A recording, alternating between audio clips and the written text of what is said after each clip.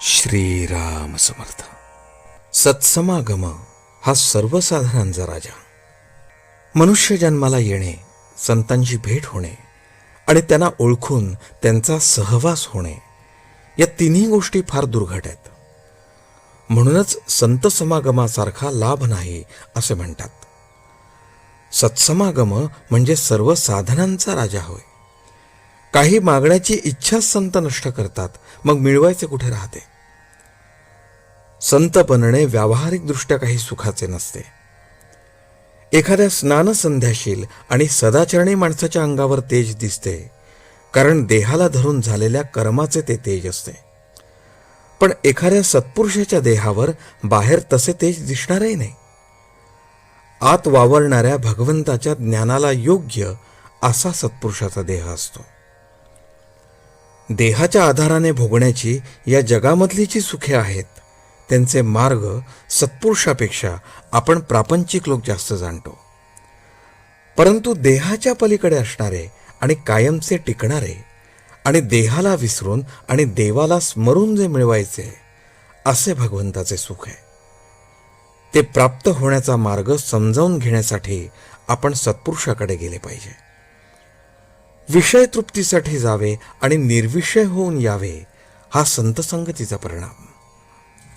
असा जो असेल तोच संत नव्हे, प्रत्यक्ष भगवंत होय. अशांची संगती केव्हा होईल ही तळमळ असावी. संत आपल्याला सत्यस्वरूपाची ओळख करून देतात. सत्पुरुषाने आखून दिलेल्या मार्गाने कायावाच्या मनाने जे कर्म केले जाते, ते पौरुषच होय. आगगाडीत बसणारी सर्व माणसे, मग ते कोणत्याही क्लासमध्ये बसणारी असोत, इतकंच नव्हे तर बिनतिकिटाची माणसे देखील गाडीबरोबर सरळ म्हणजे शेवटच्या स्टेशनापर्यंत जाऊन पोहोचतात. त्याचप्रमाणे संतांची संगत करणारी सर्व माणसे भगवंतापर्यंत पोहोचतात. त्यांच्यामधली बिनतिकिटाची म्हणजे दुष्ट, पापी, दुराचारी, त्याज्य आणि अयोग्य अशी माणसे सुद्धा तरून जातात. मात्र कोणीही गाडी तेवढी सोडता कामा नये. हाच सत्संगतीचा महिमा. परमार्थ साधण्यासाठी सत्संगती फार उपयोगी पडते. ही संगती 3 प्रकारची असते. 1. संताचा प्रत्यक्ष देहामध्ये सहवास. 2. संताने सांगितलेल्या मंत्राचा सहवास. आणि 3. संताच्या विचारांची संगत.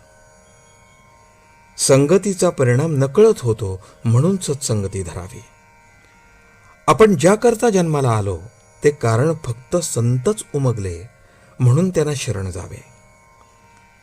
संत स्वतः समाधान मिळवून ते दुसऱ्याला देतात, हे त्यांचे आपल्यावर केवढे उपकार आहेत. आजचे बोधवचन. संताजवळ जे समाधान असते, ते आपल्याला लाभले म्हणजे संताची प्रचिती आली असे समजावे. जानकी जीवन स्मरण. जय जय राम.